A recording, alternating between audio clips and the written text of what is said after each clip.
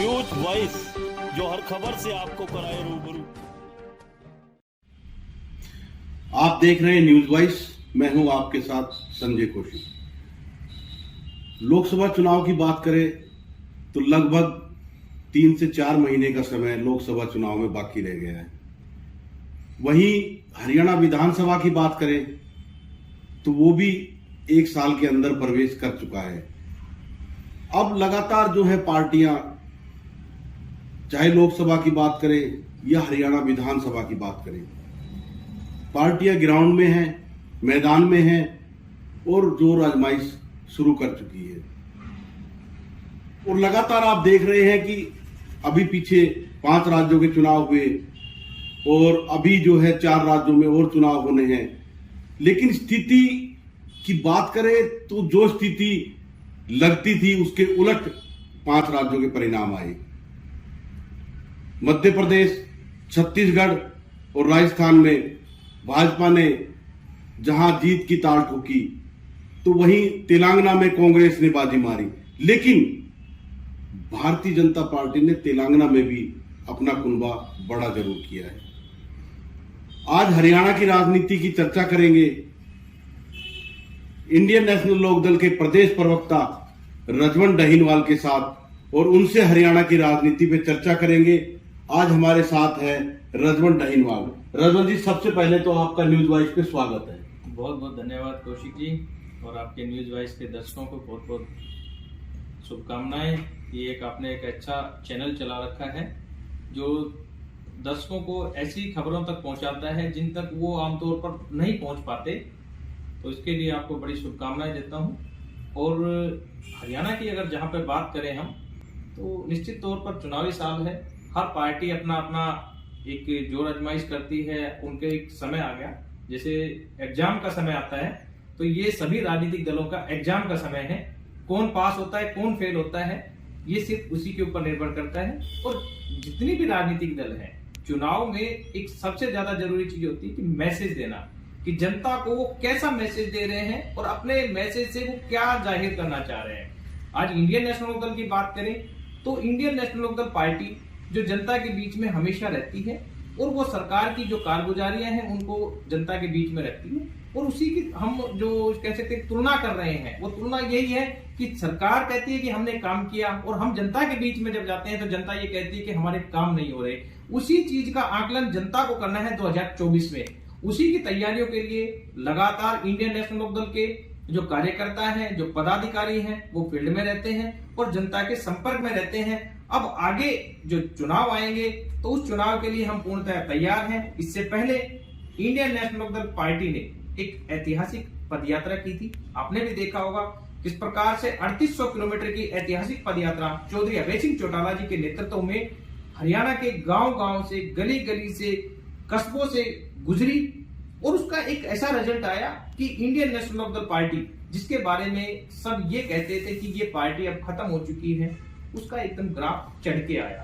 और दोबारा चौधरी अभय सिंह चौटाला ने उस यात्रा के समापन के बाद ही घोषणा कर दी कि एक यात्रा मैं अब दोबारा परिवर्तन रथ यात्रा निकालूंगा। जो कोई गांव रह गए उन गांवों में दोबारा जाएंगे और परिवर्तन रथ यात्रा के माध्यम से एक बार दोबारा हरियाणा की जनता से मुलाकात करेंगे और 2024 के चुनाव के लिए उनके साथ, उनको अपने साथ जोड़कर पार्टी को मजबूती प्रदान करने का काम करेंगे। एक रजवंत जी, बात करें इंडियन नेशनल लोकदल की तो चौधरी देवीलाल एक करिश्माई शख्सियत थे। जो करिश्मा चौधरी देवीलाल में था, उनके बाद ओम प्रकाश चौटाला जी आए, उनमें वो करिश्मा नहीं था। लेकिन उसके बावजूद भी जो ओम प्रकाश चौटाला थे उनमें भी करिश्मा था। लेकिन आपको नहीं लगता कि कहीं ना कहीं चौधरी देवीलाल जी और ओम प्रकाश चौटाला जी में जो बात थी वो अभय चौटाला में नजर नहीं आती? और यही वजह है कि इंडियन नेशनल लोकदल एक सीट पर सिमट कर रह गया। ऐसा क्यों? देखिए, हो सकता है आपका देखने का नजरिया कुछ अलग हो, हरियाणा की जनता का देखने का नजरिया कुछ हो। आज हम जहां पर भी चर्चा करते हैं, चौधरी अभय सिंह चौटाला भले ही एक विधायक हो, लेकिन आज एक विधायक की पूरे हरियाणा में गूंज है, पूरे देश में गूंज है। वो गूंज इस वजह से ही है कि वो उस त्याग मूर्ति के वंशज हैं जिन्होंने बड़े से बड़े पद को ठुकराया हुआ है। और उन्हीं के नक्शे कदम पर चलते हुए चौधरी अभय सिंह चौटाला ने जब किसानों के मुद्दे पर अपना इस्तीफा दिया था, तो क्या इस त्याग को आप छोटा मान रहे हैं? चौधरी देवीलाल के वंशज तो असली वही हैं जो उनकी नीतियों के ऊपर चल रहे हैं, जो उनके पद चिन्हों के ऊपर चल रहे हैं, वो चौधरी अभय सिंह चौटाला है। और देश की जनता, प्रदेश की जनता ये भली बात जानती है कि कोई भी काम अगर वो हम एक एग्जांपल देते हैं कि पूत के पांव पालने में दिख जाते हैं, तो वो उदाहरण वहीं पर फिट बैठता है कि जिस प्रकार से चौधरी देवीलाल ने त्याग किया था, उसी प्रकार से चौधरी अभय सिंह चौटाला ने किसानों के मुद्दे पर एक पल बगैर सोचे उन्होंने इस्तीफा दिया कि जब तक किसानों की मांग अगर पूरी नहीं होगी तो मैं विधानसभा से इस्तीफा दे दूंगा। उन्होंने करके दिखाया और आज जनता यही चीज चाहती है कि हमें एक ऐसा नेता चाहिए जो हमारे लिए हर बड़ा सा बड़ा कुर्बानी दे सके, बड़ा सा बड़ा त्याग कर सके। नहीं, बात देखो पिछले चुनाव की करें तो ओम प्रकाश चौटाला जी के अभय चौटाला पुत्र हैं और अजय चौटाला भी पुत्र हैं, लेकिन अजय चौटाला पार्टी बनाते हैं नई जननायक जनता पार्टी। तो जननायक जनता पार्टी 10 सीटों पर जीत हासिल करती है, लेकिन इनेलो जिसको हम कह सकते हैं कि वो ओम प्रकाश चौटाला जी का पूरा आशीर्वाद उनके साथ था, वो नजर नहीं आई एक सीट के अलावा। तो इसमें आप कहां कमी मानते हैं कि अजय चौटाला और अभय चौटाला में कोई अंतर है या राजनीति करने का तरीका अलग है? देखिए, एक तो सच्चाई की राजनीति और एक लूट और झूठ की राजनीति। चौधरी अभय सिंह चौटाला सच्चाई की राजनीति करते हैं, झूठ और लूट से उनका कोई नाता नहीं है। जो दूसरी बात करते हैं, किसी भी पार्टी का, किसी भी परिवार का अगर बंटवारा होता है, अलग होते हैं, तो निश्चित तौर पर वहां पर विघटन भी होता है, नुकसान भी होता है। तो वो नुकसान कहीं ना कहीं इंडियन नेशनल लोकदल पार्टी को हुआ और वो नुकसान होने की वजह थी कि किस प्रकार से दुष्यंत चौटाला, दिग्विजय चौटाला, उन्होंने युवाओं को भ्रमित करके अपनी ओर इकट्ठा किया। उन्होंने कर लिया महिलाओं की टीम को, अगर वहां नैना चौटाला जी देख रही थी, उन्होंने महिलाओं को महिलाओं को तोड़ा। तो ये चीजें क्या है कि पार्टी को तोड़ जरूर लिया, लेकिन बरगला कर लेके गए कार्यकर्ताओं को ज्यादा दिन अपने साथ नहीं रख पाए और उसका नतीजा आज आप देखिए ना किस प्रकार से, जहां पर जननायक जनता पार्टी जो इतने साल हो गए, 4 साल हो गए, 4.5 साल से ऊपर होने वाले हैं, और उनको अभी जिन लोगों को वो साथ जोड़े थे, अब वो लोग कहां हैं? क्या आपने कभी ये चीज देखा है? आज बीजेपी और जेजेपी की गठबंधन की सरकार है और आप सरकार में ये आदमी कोई पार्टी को ज्वाइन करता नजर आ रहा है आपको? इतना दिन हो गया इंडियन नेशनल लोकदल पार्टी में, आप रोज खबर पढ़ेंगे कि आज वहां के सरपंचों ने, वहां के जनप्रतिनिधियों ने या वहां के कोई आम लोगों ने पार्टी की सदस्यता को ग्रहण किया। लेकिन क्या आपको कभी ये नजर आया है कि बीजेपी की कोई सदस्यता ले रहा हो, कोई जेजेपी की सदस्यता ले रहा हो? वो लोग इनसे परेशान हैं, इनसे छुटकारा पाना चाहते हैं और उसी से पता लग जाता है कि ये लोग, इनकी जो कल्याणकारी नीतियां हैं, ये केवल ढकोसला है। जनता से इनका कोई सरोकार नहीं है, जनता के नाम पर इनको राजनीति करनी है। चौधरी देवीलाल के नाम पर राजनीति कर गए, लेकिन चौधरी देवीलाल की जो नीतियां हैं, उन नीतियों को तो आगे लेके ही नहीं आ पाए। उन नीतियों को इन्होंने भारतीय जनता पार्टी के चरणों में गिरवी रखने का काम किया है। अब जनता इनके चेहरे को पहचान चुकी है और अब वो इनसे पीछा छुड़ाने के लिए 2024 का इंतजार कर रही है। रजवंत जी, एक सीधी सपट बात यह है कि अगर हम बात करें 2024 के आम चुनाव की, जो कि बहुत नजदीक आ गए हैं, 1 साल भी नहीं बचा है, तो आपको क्या लगता है कि 2024 के आम चुनाव में भारतीय जनता पार्टी क्या तीसरी बार सरकार बनाएगी या कांग्रेस आएगी या इनेलो कितनी सीटों तक रहने वाली है, जेजेपी कहां पहुंचेगी? इस पे आप क्या कहेंगे? क्योंकि जिस तरह के समीकरण है, ऐसा तो लगता नहीं कि इनेलो को पूर्ण बहुमत मिल पाएगा। तो इस पे आप क्या कहेंगे? देखिए, सरकार चुनना जनता का काम है और जनता सरकार को तब चुनती है जब उसके पास कोई प्रॉपर मैसेज पहुंचता है। हमारा जो मैसेज है, जो जनता के बीच में जिस प्रकार से हम रह रहे हैं, हम अपनी बात को जनता तक कितना पहुंचा पाते हैं और जनता हमारी बात को कितना समझ पाती है, ये इस चीज के नतीजे आएंगे वहां पर। भारतीय जनता पार्टी, जिसकी नीतियों को मैं लगातार यही कह रहा हूं कि भारतीय जनता पार्टी, जननायक जनता पार्टी की नीतियों से हरियाणा प्रदेश की जनता तो बिल्कुल भी खुश नहीं है। लगातार आप देखिए ना, कोई भी एक वर्ग बता दीजिए जो इस पार्टी से खुश हो। महिलाओं की बात करें, युवाओं की बात करें, व्यापारियों की बात करें, कर्मचारियों की बात करें, सरपंचों की बात करें, खिलाड़ियों की बात करें, कोई भी एक ऐसा वर्ग ऐसा नहीं है जो इस सरकार की नीतियों से खुश हो। और उसी का परिणाम ये रहेगा कि लोग एक विकल्प देख रहे हैं, और विकल्प कौन? Indian National Lok Dal. कारण कि कांग्रेस आज बटी हुई है, धड़ों में बटी हुई है। और जिस प्रकार से अभी इनकी लगातार जो धड़ेबंदी चल रही है, जो धड़ेबाजियां चल रही है, गुटबाजियां चल रही है, उससे जनता को यह पता लग गया कि कांग्रेस अब कभी भी सत्ता में नहीं आएगी, कारण उसका गुटबाजी है। और गुटबाजी में जिस प्रकार से शैलजा जी ने अभी रोहतक में एक स्टेटमेंट दी थी कि कोई भी व्यक्ति कांग्रेस को मजबूत नहीं कर सकता, खासकर वो जिसका एक हाथ भारतीय जनता पार्टी के साथ और एक हाथ से कांग्रेस कभी भी मजबूत नहीं हो सकती। चौधरी भूपेंद्र सिंह हुड्डा ने आज कर क्या रखा है? मुख्य विपक्षी दल का नेता अगर भारतीय जनता पार्टी के साथ बैठकर राजनीति करेगा और वो दूसरी तरफ अगर जनता की बात करेगा, तो आपको क्या लगता है कि जनता की कोई बात हो सकती है? वहां पे जनता की बात नहीं होती, निजी हित की बात होती है।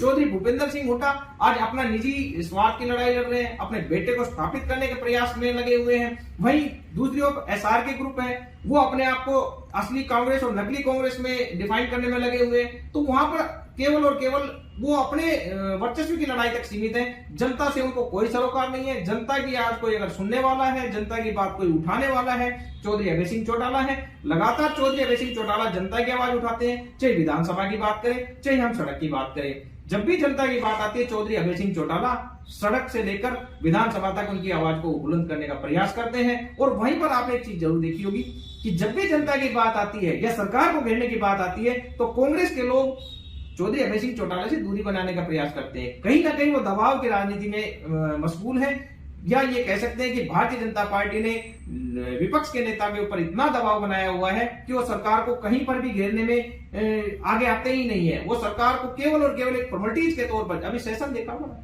सेशन में क्या हालात रहे। मैं आमतौर पर ये कहता हूं कि सेशन में शेर व शायरी नहीं चलनी चाहिए। वो जनता के हितों के लिए सदन रखा जाता है, वहां पे उनके नीतियां बने, वहां पे उनके नए कानून बने, लेकिन वहां पर कोई बात होती नहीं है। विधायकों को बोलने का समय जहां पर नहीं मिलता, तो सोच के देखिए आज की प्रदेश की सरकार में हो क्या रहा है।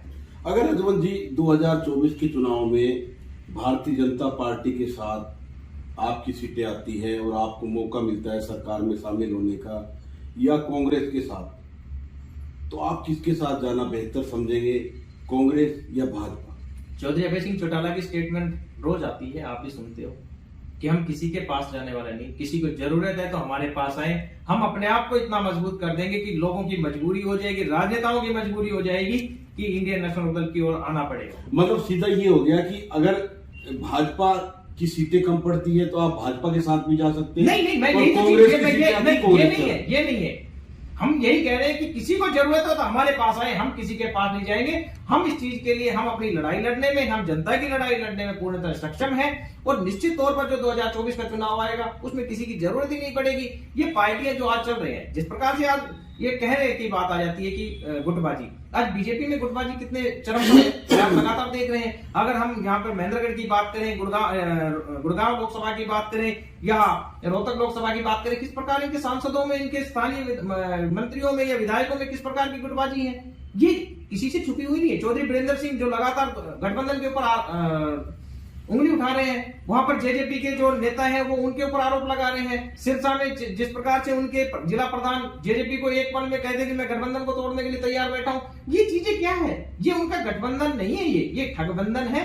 और जनता भली बात इन चीज जान चुकी है कि ये जो गठबंधन है, ये गठबंधन केवल और केवल जनता के जो गाढ़े खून पसीने की कमाई है उसको लूटने के लिए बनाया हुआ है। जनता के हितों के लिए अगर गठबंधन बनता तो इन्होंने जो अपने एक कॉमन मिनिमम प्रोग्राम तय किया था, वो कॉमन मिनिमम प्रोग्राम की कोई मीटिंग करके कम से कम वो तो सोचते। लेकिन मैं आपको रोकूंगा बीच में। INDA जी एक गठबंधन लगातार आ रहे हैं, उसकी 2-3 मीटिंग भी हो चुकी है। इन लोग भी उसका हिस्सा है, जो मेरी जानकारी के अनुसार। तो एक तरफ तो आप कांग्रेस के ऊपर इल्जाम लगा रहे हैं, कांग्रेस को आप कह रहे हैं कि वो एक अपने जो है नेता खुद की लड़ाई लड़ रहे हैं, एक तरफ आप कांग्रेस के साथ INDA में गठबंधन में हैं, तो ये दोनों चीजें एक साथ किस तरह चलेंगी? आपने चौधरी ओम प्रकाश चौटाला के जो बयान सुने होंगे, तो उन्होंने ये कहा कि भारतीय जनता पार्टी को उसके एक खिलाफ एक ऐसा मोर्चा तैयार किया जाए और उस मोर्चे की लड़ाई लड़ी जाए।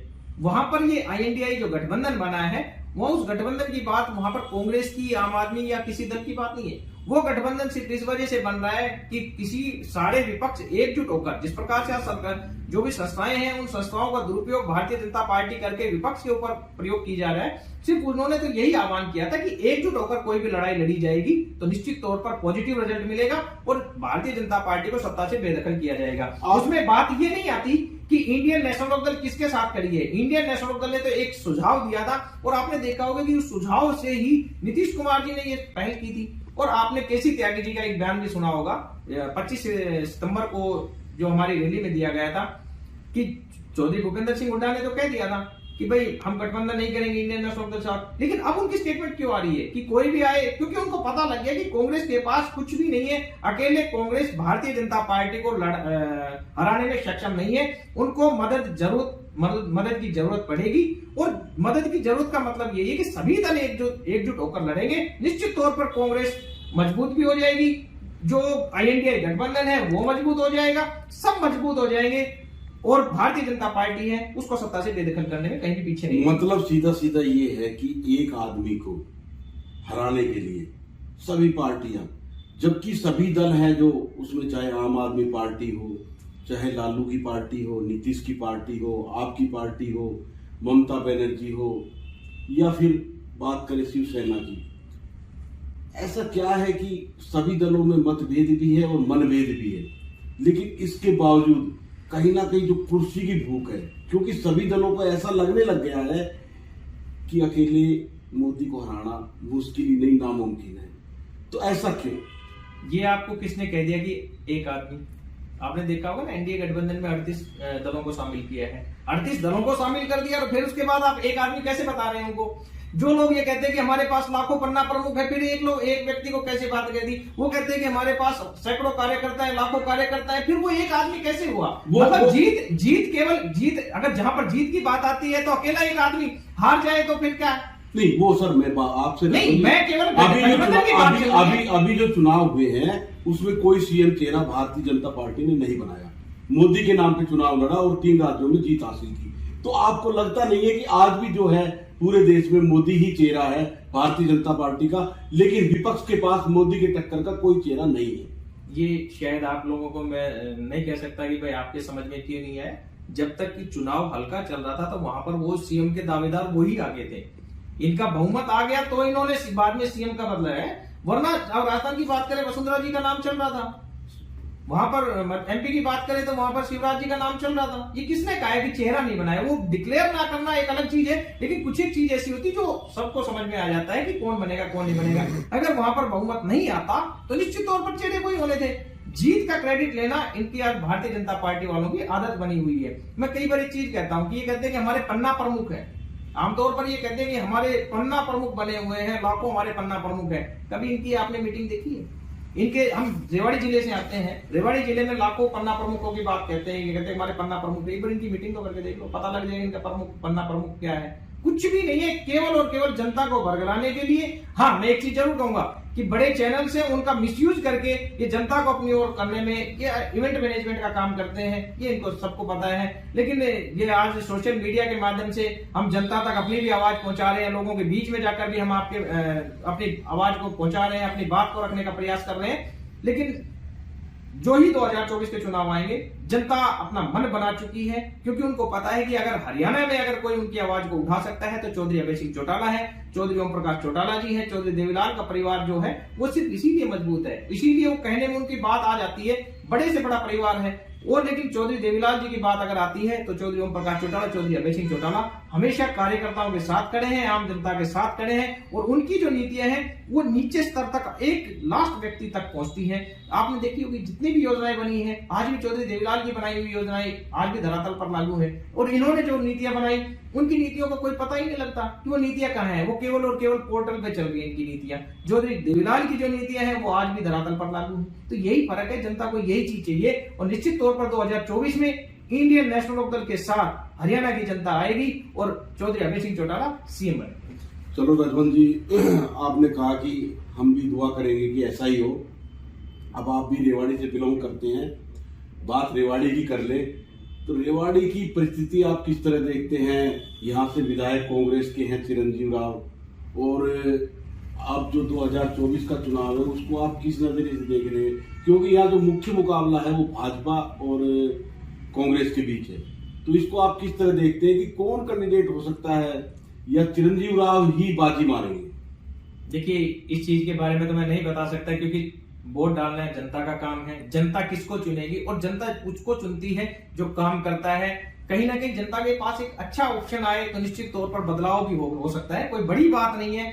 और अच्छा ऑप्शन लाना ही इंडियन नेशनल दल का काम है। इससे पहले भी आपने देखा होगा कि इंडियन नेशनल दल, आप जो आज कह रहे हैं कि बीजेपी टक्कर में, लेकिन आपने देखा होगा यहाँ पे इंडियन नेशनल दल ने भी बड़ी जबरदस्त टक्कर दी थी। यहाँ पे 2009 के चुनाव की बात, अगर 14 के चुनाव की बात करें तो इंडियन नेशनल दल पार्टी ने जबरदस्त टक्कर देकर सबको यहाँ पे धराशायी करने का काम किया था, सबके आंखें खोलने का काम किया था। तो ये कोई बड़ी बात नहीं। जनता जब मन बना लेती है और उनको ये लग जाता है कि ये विकल्प हमारे लिए है, बेहतर है, और ये कहीं ना कहीं उन लोगों को हराने में सक्षम है जिन्होंने रेवाड़ी पर राज किया है, वो भी नजर आएगा।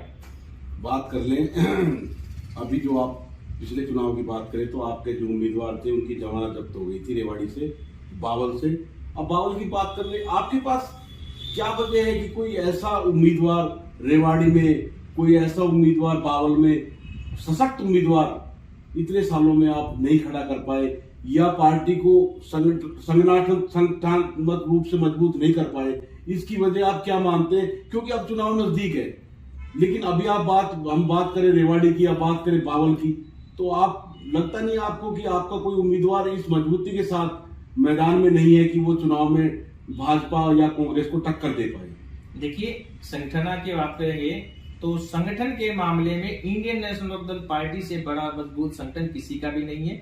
आज हमारे जो लगातार पार्टी के संगठन की तैयारियां की जा रही है, नए नए जो हमारे पदाधिकारी हैं उनकी नियुक्ति की जा रही है। आप भी मीडिया के माध्यम से, प्रेस के माध्यम से देखते होंगे, रोज हमारे संगठन बन रहे हैं। हमारा एक जिला स्तर का संगठन पूरी तरह से तैयार है, प्रदेश स्तर का पूरा संगठन तैयार है। उसके साथ साथ हमने सारे हलकों के प्रधान नियुक्त कर दिए।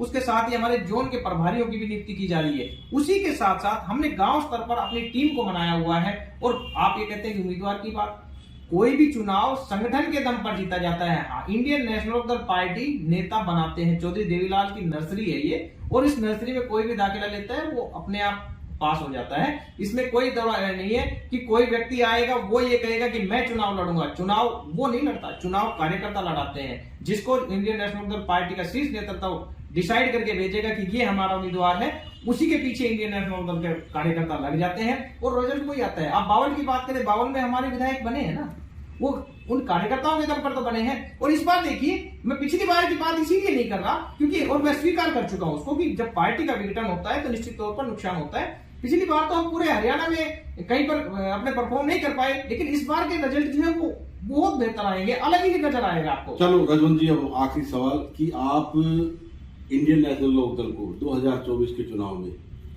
कितनी सीटों पे जीता हुआ मानते हैं? मैं तो आपको यही कह रहा हूँ ना कि सीटों, हमें अपना मैसेज जनता तक पहुंचाने में कितना कामयाब होता है। नहीं, सीधा नहीं, सीधा और सपाट सवाल है। सीधा सवाल कैसे, आप कितनी सीटों पे इंडियन नेशनल लोकदल को आप जीता हुआ मान रहे? इंडियन नेशनल दल 90 की 90 विधानसभा चुनाव सीटों पर चुनाव लड़ेगी, मजबूती से चुनाव लड़ेगी, जनता तक अपना मैसेज पहुंचाएगी। जो नाकामियां हैं, सरकार की जो कारगुजारियां हैं, उनको जनता तक पहुंचाने का काम करेगी। अब जनता को देखना है कि वो हमारी बात को कितना समझ पाएगी और हमारे साथ कितना आएगी, क्योंकि जनता को एक विकल्प चाहिए थे और विकल्प के रूप में चौधरी अभय सिंह चौटाला उनके साथ खड़े हैं। चौधरी अभय सिंह चौटाला को आज आप अकेले इंडियन नेशनल दल की बात ना करें, मैं कांग्रेस की, बीजेपी वालों की भी बात करूं। कांग्रेस को आप कितनी सीटें दे रहे हैं? कांग्रेस अपने गुटबाजी से बाहर आए तभी तो उनको कोई सीट दे। भारतीय जनता पार्टी को आप कितनी सीटें दे? मैं बात भारतीय जनता पार्टी करूं। भारतीय जनता पार्टी, आपने एक चीज देखा होगा, लास्ट ईयर उन्होंने, पिछले चुनाव में उन्होंने 75 पार का नारा दिया था। 75 पार के नारे के बाद जब पूरी मीडिया ये कहने लगी थी कि सरकार बनेगी, एक तरफा बनेगी, 75 नहीं तो 70 आएगी, कुछ लोग ये कहते हैं 70 नहीं तो 60 आएगी, रिजल्ट क्या रहा? 40 का। वो 75 पार के नारे के बाद 40 आई। इस बार भी उन्होंने 75 पार का नारा दिया है। इस बार देखना वो 2.5 के आंकड़े को नहीं छू पाएंगे।